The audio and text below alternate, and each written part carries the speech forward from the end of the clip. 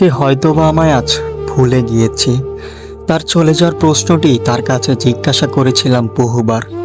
তার সেই চলে যাওয়ার প্রশ্নের উত্তরটি সে আমায় আজও দিতে পারেনি।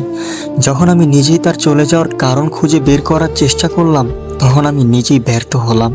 দিন শেষে আমি মেনেই নিলাম আমার প্রেম হয়তোবা তোমার ভালোবাসার শিখর অবধি পৌঁছায়নি। তোমায় আমি হারিয়ে ফেলেছি, কিন্তু যখন আমি তোমায় খুঁজতে বেরোই তখন মনে হয় তুমি আমার খুব কাছেই রয়েছো। কোনো এক শান্ত বাতাসে আমার সামনে দিয়ে ঘুরে বেড়াচ্ছ, কিন্তু সবশেষে তোমায় আর আমি খুঁজে পাই না।